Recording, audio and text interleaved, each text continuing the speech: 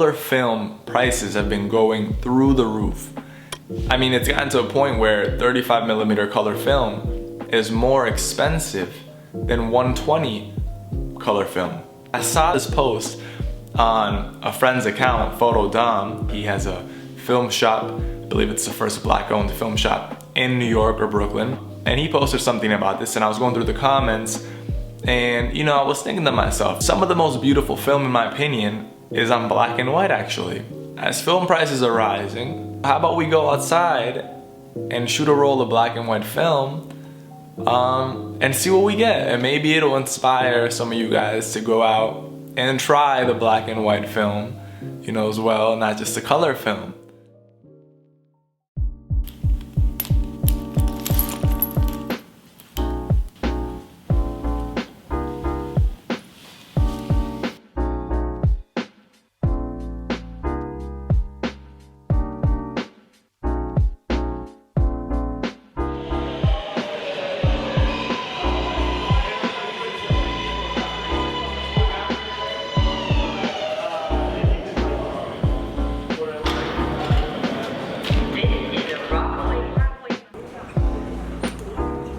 So I already loaded it up, but the film I'm using today is Ilford.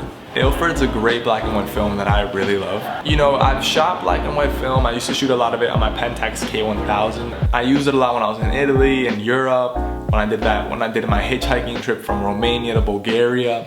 And I've always thought that, you know, the photographs that you get on black and white film are unmatched. They're very special and they're timeless, and they really hold the moment quite magnificently. I mean, if you want grit, grain, roughity rough, you know what I'm saying, like the whole real street photography experience, like, you know, you're gonna go to Chinatown. The streets in Chinatown, like, you know, you can't beat the history in some of these streets. Pell Street, where we're shooting right now. In the early days, I believe 1901, if I'm not mistaken, this is where the old Chinese theater used to be. There's been a number of people who've died in the street.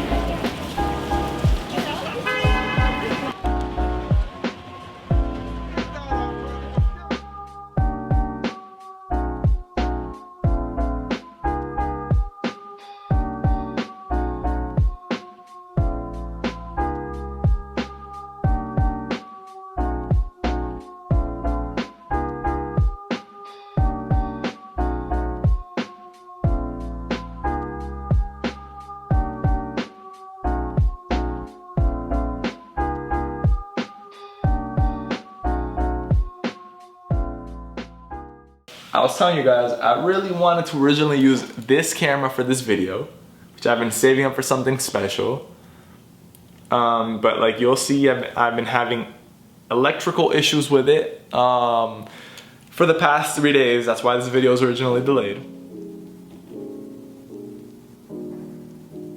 A lot of the film photographers, a lot of the stuff that's cool right now is those old metallic 60s, 70s film cameras. So, you know, those older models, the 80s film cameras, aren't really like cool like that. They're not hip, so they're easier to snag for better prices. I mean, again, this one my friend is letting me borrow, but just saying, like, you know, these cameras, you can find them online for around $50, and they're great options. Realistically, the old cameras look cool, but for certain things, you know, you're gonna want a little bit more speed, not to sit there, focus everything, you know, not load up the roll, all these types of things. So, you know, it serves a lot of purposes, and on top of that, a really huge pro. The EOS 630 is the first Canon film camera, I believe, if I'm correct, that you can actually use the current lens mount with. So you can use your new lens on the Canon EOS 630. And again, this camera came later on, so a lot of its functionality and a lot of its advances technologically are actually quite developed and quite similar to newer cameras and technology. You know, Jay recently, he also put me on to a YouTuber called Serr, S-E-R-R, and I think, you know, I saw the video first, and I saw the first one, I'm like, wow, this is amazing, this is fantastic. And then he showed me another one, I'm like, bro, this is like a cinematic masterpiece, you know what I'm saying? Like, I'm like, golly, bro, like this man could be talking about anything, but just to make the way he makes them and all this type of stuff, like, I'll put the link to his channel below and all that, but you know, shout outs to him.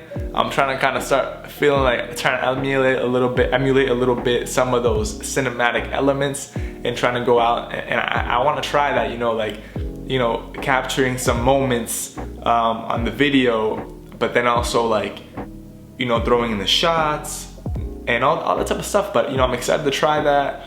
You know, my video editing game is not up to par like that, you know what I'm saying? Like, but that boy's too nice at it, whatever. Like, I just wanted to show the you know, show the love, show the respect, and you know, pay the 2 cents. So as you may have noticed, our usual Sunday programming has been delayed this week, or was delayed, because originally I was gonna make this video with a beautiful camera that I've had for a while and I haven't had the chance to use. And this camera, unfortunately, right when I was going to film the video, I realized the battery, it's from the 60s and the battery is not made anymore. It's a mercurial battery. And I tried for the following 3 days a variety of different things that I found on YouTube of possible ways to make it work. Kind of like scientific experiments, honestly. Throughout the following 3 days, I bought a plethora of batteries. I ordered this adapter from Amazon, and unfortunately, none of these things were a success with this camera. This was the camera I was gonna originally use for this video. A beautiful Yashica Electro 35 professional. I mean, this is beautiful. Like, this is something that you would see yourself cruising around, you know, New York or an old European city with, while you took some street photography shots. So I'm a little bummed out that the camera does not seem to be working. I don't know if the electrics within it are damaged from corrosion or so. I'm gonna keep attempting as we move on.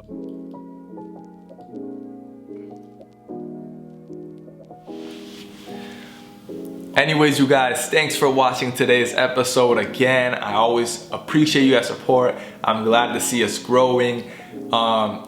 Again, hit the like, subscribe, leave a comment, let me know what you want to see. You know, I take those seriously and want to go into that and, you know, bring you guys valuable content to your table, insightful, helpful, and productive content that will help you and what you want to see.